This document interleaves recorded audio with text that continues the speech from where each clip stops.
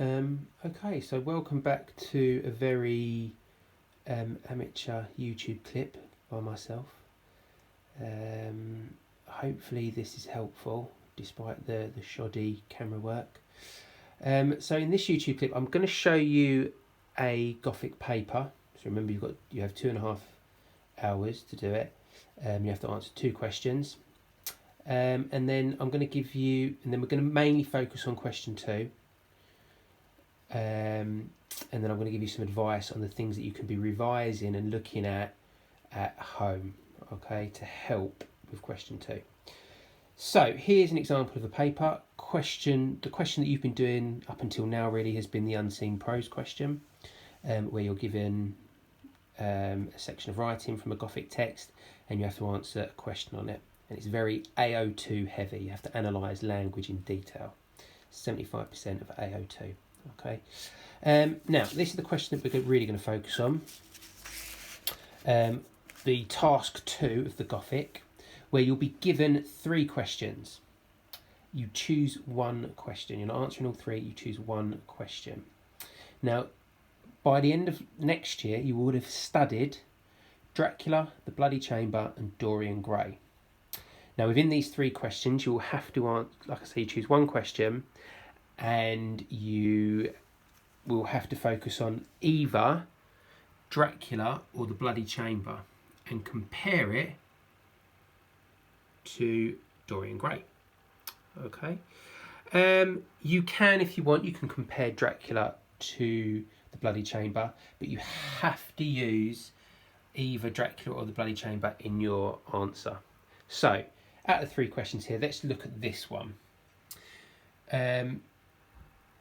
Gothic writing frequently explores the battle between good and evil. Consider how far you agree with this statement by comparing Dracula with at least one other text prescribed for this topic. So obviously we've studied Dorian Gray, we've studied Dracula, so that'd be your focus, those 2 texts. So you're comparing both of them based around that statement. So what do you need to do? Here comes the shoddy camera work.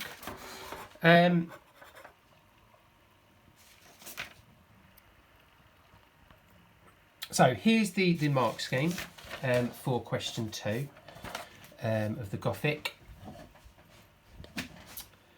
And, you know, we went through that in, I went through that in the last YouTube clip.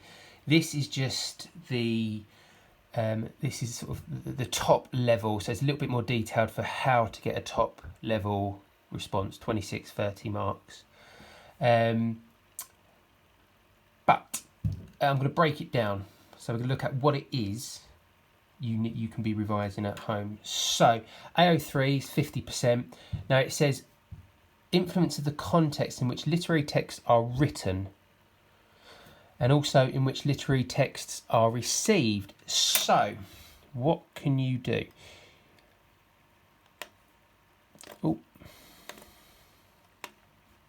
Oh dear.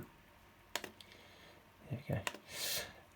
Context. Obviously, context in this question is a major thing. So, context and the texts and when they were written.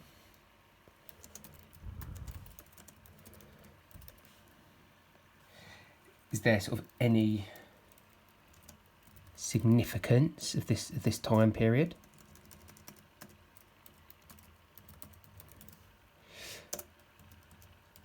I would say acknowledgement of the authors.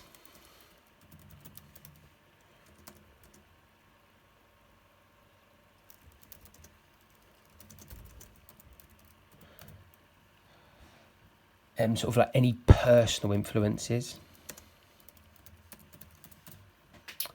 surrounding their texts. And finally, influences on an audience or the reader themselves. How would a modern reader relate to a text compared to perhaps someone from the 19th century?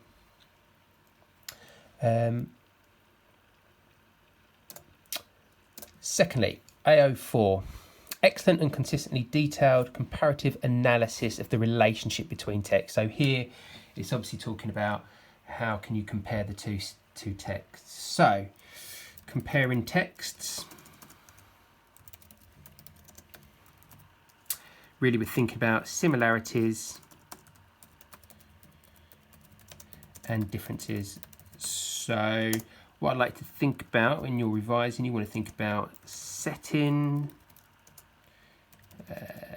character, and Gothic conventions. Remember, it's a Gothic paper, so we need to be talking about Gothic conventions and then how the two texts are similar or different.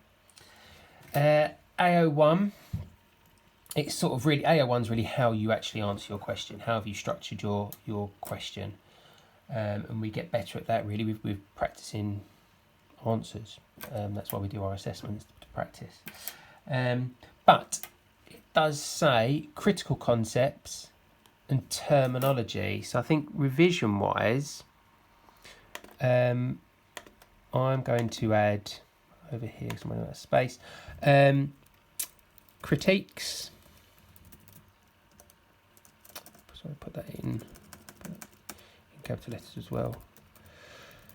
Critiques and terminology. Remember, we always like that terminology. So Gothic terminology, but also English terminology.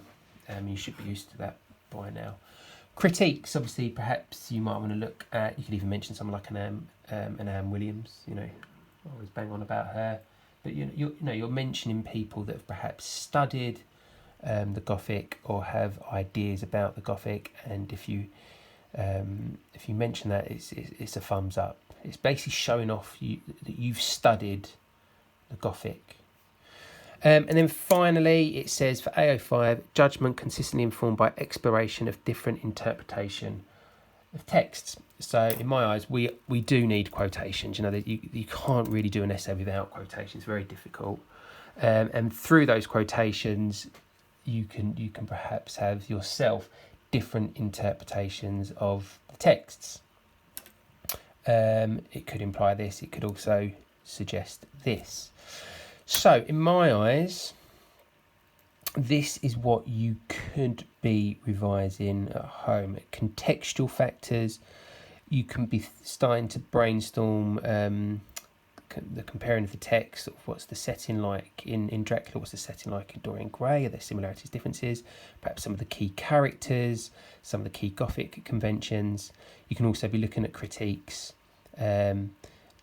terminology, and quotations. Start to sort of pick out perhaps some key quotations from Dracula and Dorian Gray, and you can brainstorm this. You can brainstorm this, mind map it together. How you do that is, that's completely up to you. You are A-level now, so whatever helps you. You might just want to do a brainstorm of critiques. For one for Dracula, one for Dorian Gray. Another brainstorm, you might want to look at two of the main characters. I mean, Dorian Gray and Dracula are probably is an obvious comparison, and what are some of the similarities and differences between them. So you could do it all separately, or you could do it all as one brainstorm. Context, comparing text, critiques, terminology, quotations, all in one go. It's completely up to you how you do it, whatever works best for you, but so long as you're sort of comparing. Okay. To help you, I'll come out of this now. Just to remind you, in Teams, I've uploaded in the Unit 2 Gothic, if you go into, say, Dorian Gray, there will be things there to help you with your brainstorm. So theorists and critics, the structure of novel, etc.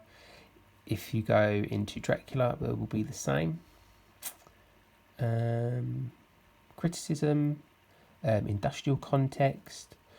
So there are things on Teams to help you. And then finally, also you can just do your own research. So if you want to look at, I don't know, let's just put in themes in Dracula. like a website like Shmoop is really helpful. There'll be some nice things there. Let's have a look. Good versus evil. You know, I mean, that's a key theme in Dorian Gray as well, isn't it? So perhaps you can read that. It might give you some ideas. So, you know, you will have to do your own research. That's what A-Level's about as well. But there, like I say, there are things on Teams to help you. I might, either tomorrow or next week, I'll do a brainstorm and show you what I've done. But in the meantime, if you've got any questions, obviously just ask. A few of you have emailed me, which is good. Yeah, so I hope that's helped. And don't forget the quiz tomorrow. I think I'll make it a bit more general knowledge quiz tomorrow. But all right, I'm starting to ramble. Good luck. See you later.